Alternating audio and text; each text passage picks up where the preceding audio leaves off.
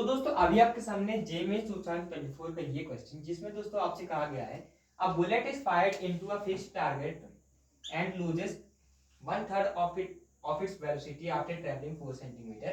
It penetrates further d into 10 की power -3 metre before coming to rest. आपको d की value बतानी है। तो ऐसा है दोस्तों, आपके पास एक बुलेट है, आपके पास एक छोटी सी बुलेट है जिसको आपने एक टारगेट पे मारा है।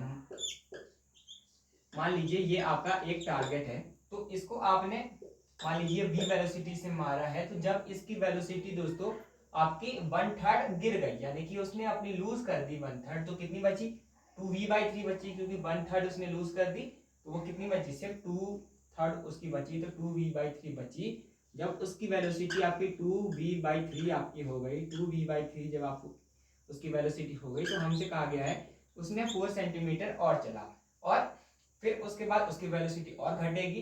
तो जब वो इसके अंदर रेस्ट पे आ गई तो उसने कितना मीटर चला, वो तो कितना और उसने मीटर चला उसको हम x मान लेते हैं, या फिर आप d इंटू 10⁻³ मान सकते हैं। तो वो कितना चला हमको ये x हमको दिया हुआ है d इंटू 10⁻³ मीटर, और हमें d की वैल्यू बतानी है। तो इसको दोस्तों हम वर्क एनर्जी कंजर्वेशन से भी कर सकते हैं, लेकिन हम अगर सिंपल काइनेमेटिक्स इक्वेशन लगाएं तो उससे भी ये बहुत आसानी से हो जाएगा। ऐसे केसेस में आपको क्या करना होता है, ऐसे केसेस में दोस्तों आपको मानना होता है कि जैसे वो अंदर जा रही है तो उसकी स्पीड कम हो रही है, तो आपको मानना है कि वो जिस एक्सेलरेशन से कम हो रही है वो आपका क्या है, कांस्टेंट एक्सेलरेशन है। मतलब वो कांस्टेंट एक्सेलरेशन से उसकी वेलोसिटी कम हो रही है। तो सबसे पहले हम लगाते हैं, हम यहाँ पर क्या लगा सकते हैं, थर्ड इक्वेशन ऑफ मोशन लगा सकते हैं। हमने एक्सेलरेशन कांस्टेंट मान लिया, और ऐसे क्वेश्चन में आप बहुत आसानी से मान भी सकते हैं। तो हम पहले केस में लगाते हैं, जब वो v से 2v/3 तक चली गई और वो 4 सेंटीमीटर चली, तो s हमारे पास है, डिस्प्लेसमेंट है 4 सेंटीमीटर, और एक्सेलरेशन है आपका, एक्सेलरेशन हमने कौन सा मान लीजिए, उसको हम a मान लेते हैं, और u है आपका v। तो फाइनल को कितना पहुंचा, 2v/3 पहुंच गया। तो 2v/3 का होल स्क्वायर यानी कि 4v²/9 is equal to u square. वो शुरू में कितने में गई, शुरू में वो कितनी थी, उसकी इनिशियल वेलोसिटी v थी, तो हमने इसको v² मान लिया। और एक्सेलरेशन को हम नेगेटिव मानेंगे, क्योंकि एक्सेलरेशन जो है वेलोसिटी को कम कर रहा है, मतलब वो जहां वो आगे जा रही है उसके वो पीछे लग रहा है, तो वो कम लग रहा है, तो वो कम कर रहा है। तो वो 2a, और s कितना चला है 4 सेंटीमीटर, s वो कितना चला है दोस्तों आपका 4 सेंटीमीटर, या फिर हम इसको 0.04 मीटर ही हम मान लेते हैं। तो अब यहाँ से हम इस v को हम उधर भेज सकते हैं, तो हम इस v को उधर भेजेंगे, तो यहाँ से क्या हो जाएगा, v को उधर भेजेंगे तो 4v²/9 माइनस v², तो 4v²/9 minus v² is equal to -2a into 0.04 metre. ये आपका आ गया। अब आप इसको माइनस कर सकते हैं, 4v²/9 माइनस v², यानी कि ये आपका 4v²/9 माइनस, ये 9 उधर जाएगा, तो ये आपका 4 - 5, 4 - 9 आपका -5 हो जाएगा, तो -5v²/9 is equal to -2a into 0.04। यहाँ से माइनस कर दिया, आप इसको पहली इक्वेशन बोल सकते हैं। तो पहली इक्वेशन हमारी आ गई। हमको क्या करना है, ए को काटना है, और हमको लाना है अपना d, हमको लाना है अपना d जो आगे वो चलेगा। तो 5v²/9 is equal to 2a into 0.04। अब हम दूसरा केस देखते हैं कि जब वो यहाँ पर है, जब उसकी वेलोसिटी 2v/3 हो चुकी है, उसके बाद वो x और चलती है, और लास्ट में जब वो पूरी तरीके से रुक जाती है तो उसकी वेलोसिटी 0 हो जाती है। तो हमने एक्सेलरेशन को कांस्टेंट माना है, तो एक्सेलरेशन यहाँ भी वही रहेगा।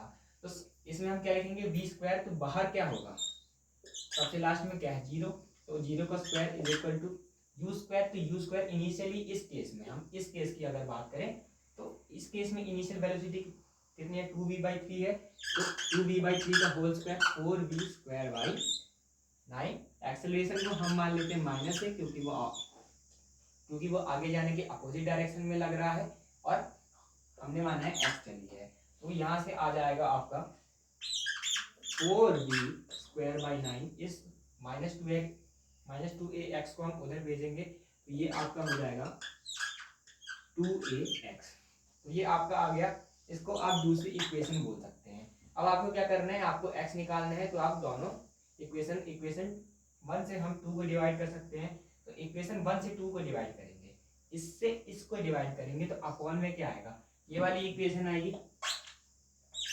अपॉन में आएगी 4b² / 9 और इधर से क्या आएगा 2ax आएगा, 2ax आएगा। तो अब आप यहाँ से डिवाइड करेंगे तो 9 से 9 कैंसिल हो जाएगा, v² से v² कैंसिल हो जाएगा, बचेगा यहाँ पर 5/4, बचेगा यहाँ पर 5/4, यहाँ पर 2a से 2a कैंसिल हो जाएगा, बचेगा 0.04/x, तो 0.04/x, 0.04/x। तो अब आप यहाँ से निकाल सकते हैं। अब यहाँ पर आप दोस्तों निकाल सकते हैं कि यहाँ पर क्या होगा, हम x को यहाँ से निकाल सकते हैं,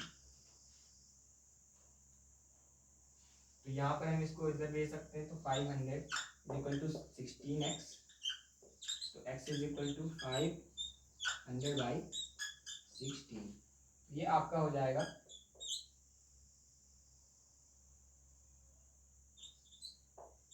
3.2, 16 3 = 48 और 2 हो जाएगा, तो हम पॉइंट लगाएंगे, फिर उसके बाद लगभग ये 3.2 आ जाएगा।